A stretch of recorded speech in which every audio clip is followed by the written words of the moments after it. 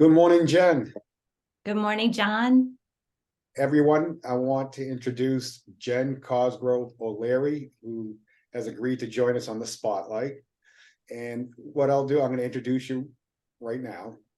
Jennifer Cosgrove O'Leary is Rhode Island's first and only certified divorce real estate expert, handling the sale of real property and family law cases.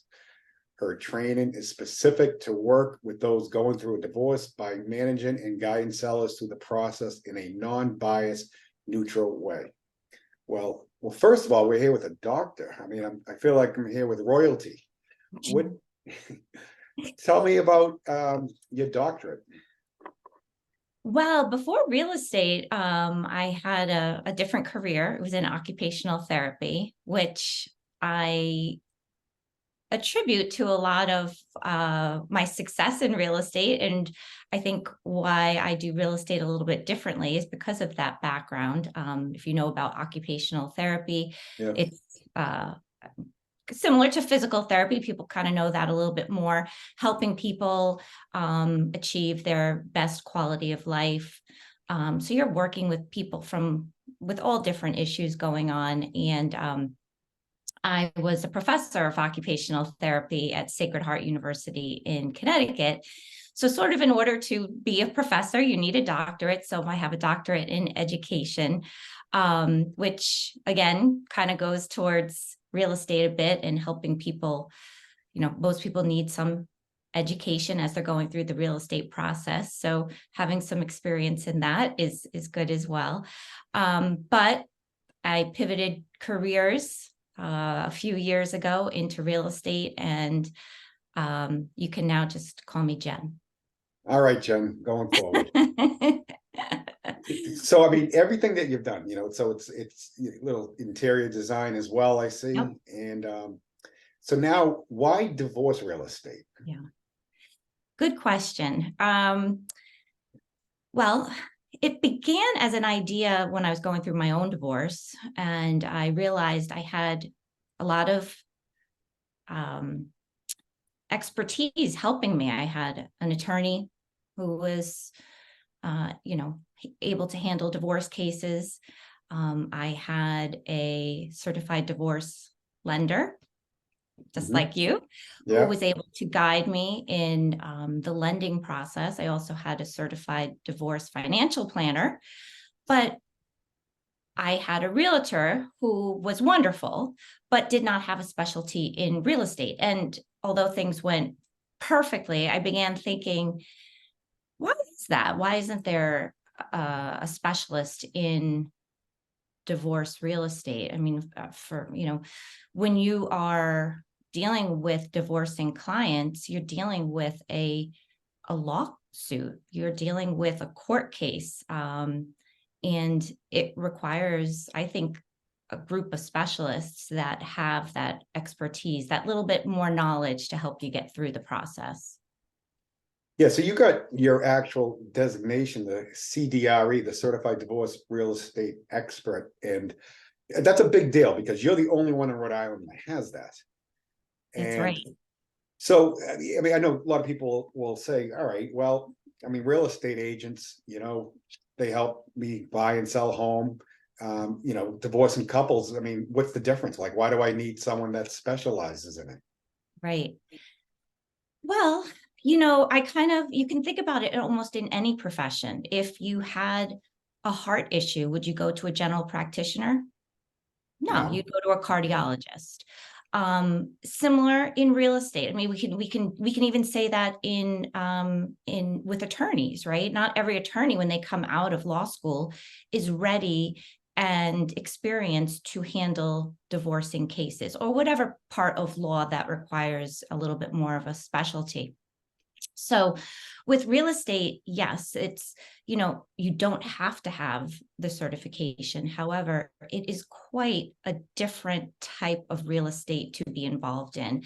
And without the expertise, the knowledge, the training that I went through with the Alumni Institute, who is the certifying body for the CDRE, you really don't know what you don't know. And Right. especially after going through the certification, I am like, wow, so much better prepared and really able to help my clients, help the attorneys that I work with, and the whole process kind of move through seamlessly.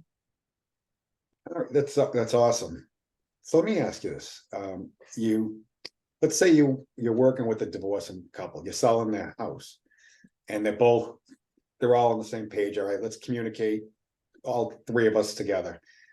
But let's say one spouse is not feeling that they're involved as much and might feel like there's bias towards the other. I mean, how do you handle something like that Yeah. when they're kind of expressing that they're not feeling the love, and you're focusing on one?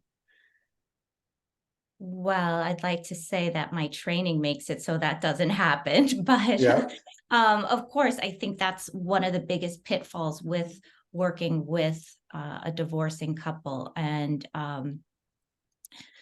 my training has taught me how to be an unbiased neutral.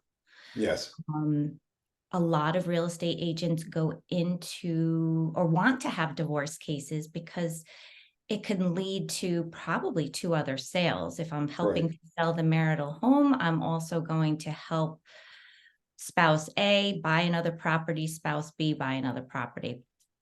My code of ethics prevents me from doing that when I am involved with selling the marital home.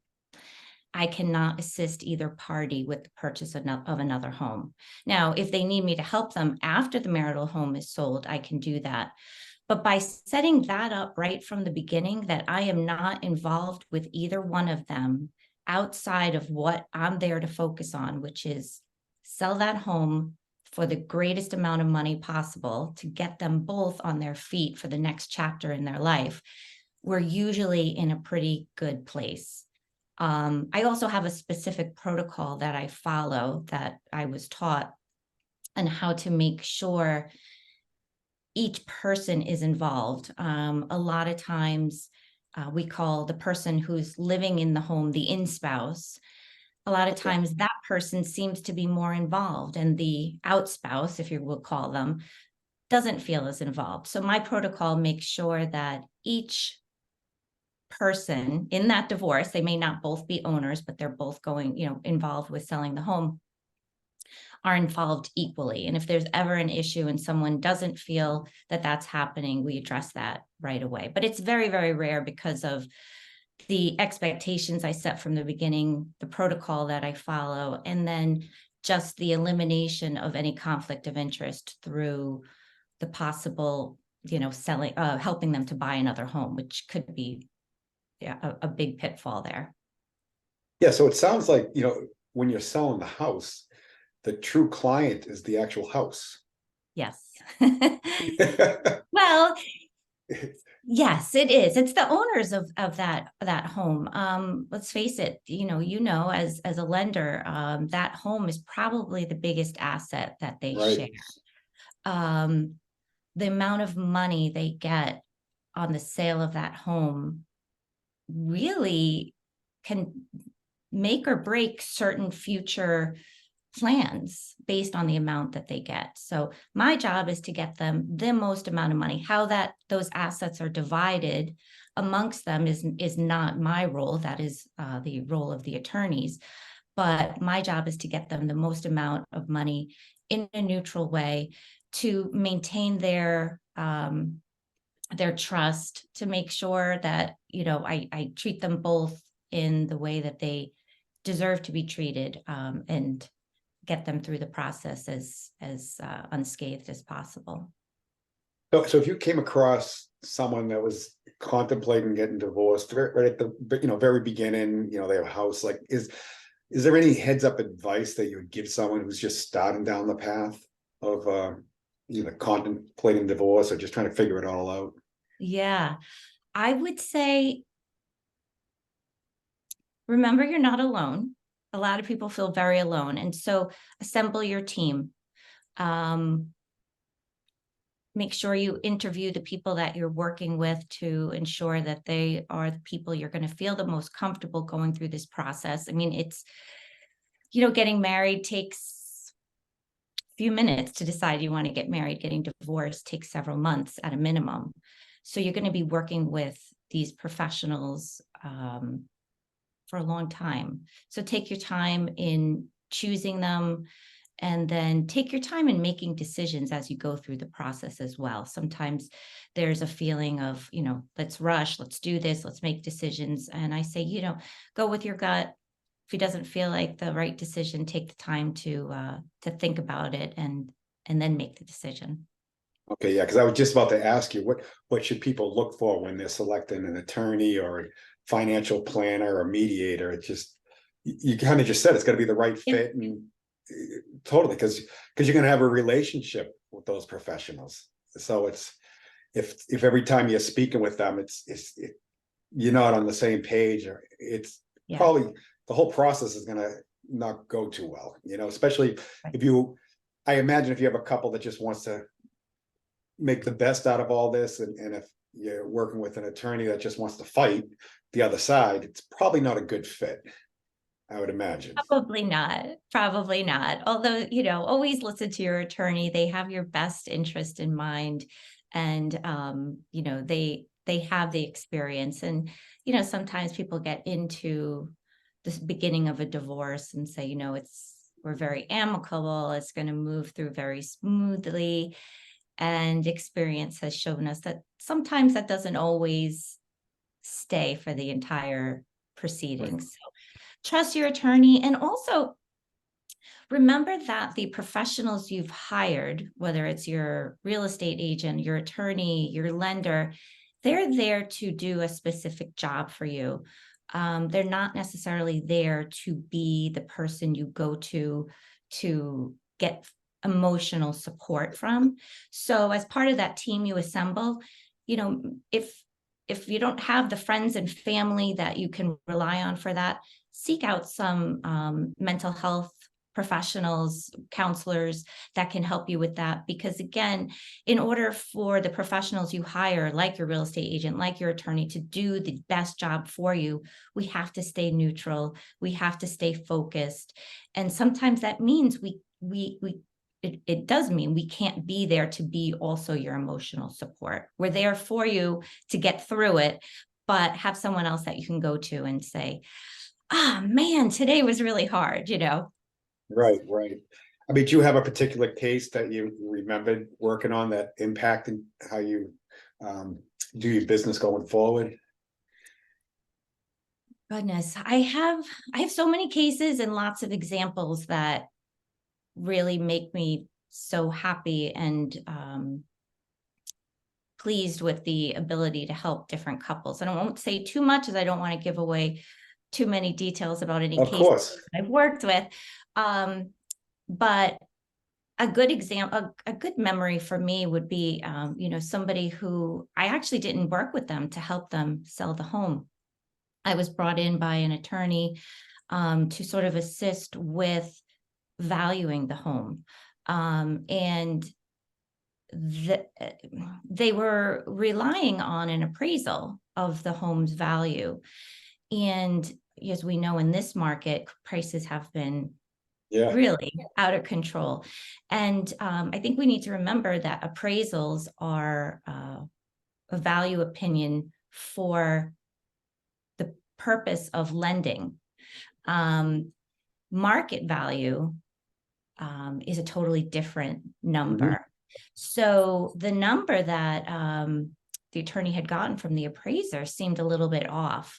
And that was true. It was off. When we looked at what the market value would be for that home, we were able to say, it's worth a lot more. If this home went to market, it would be worth, I think it was a good 20% more than what came in on the appraisal. And because of that, they were then able to structure the buyout in a different way, where each spouse was unfortunately having to pay a little bit more, but one was getting more than they would have received. And obviously that's a complicated, it's not that cut and dry. It also has to look at, there's a lot involved in all the professionals would be helping with that. But being able to be part of that, even though I wasn't selling the home, and knowing that I was providing value to this couple was really a good feeling. Oh, that's awesome. Yeah. So if someone needed your expertise, what's the best way to get a hold of you? The best way would probably be to go to my website, which is Greenwich Bay Brokers. Okay. From there are tabs where you can find me, and I do have a specific tab for divorce real estate resources. Greenwich Bay Brokers, just so you know, is located in Warwick, Rhode Island, but we cover all of Rhode Island. We also do Massachusetts, excuse me, and Connecticut. And I am the broker there as well as the co-owner of the real estate. So you can find me there. And then a lot of attorneys, if there are attorneys listening to this, you can find me on LinkedIn, Jennifer Cosgrove O'Leary. And I do a lot more on LinkedIn, focusing on the divorce real estate part of my business. That's great. So as we're wrapping up here, do you have like one final thought that you would like to leave us with today? Oh, I do. I thought of a quote, which I'll look at as I read it, just to make sure I say it Sure. right. I know it's Yeah. simple, but it comes from Eleanor Roosevelt, and it says, "It is better to light a candle than curse the darkness." And I think as we go, as someone is going through a divorce, light a candle, be knowledgeable, go through it, and there is light. It is not all darkness. You will get through it. And a lot of times what I hear from some of the couples I work with, the other side is a much better side than they ever anticipated it would be. So there is life after divorce. There is life. Yes, we both know, right? Yes, absolutely. And the question is, what do you want that life to look like? Have a vision and just keep that vision.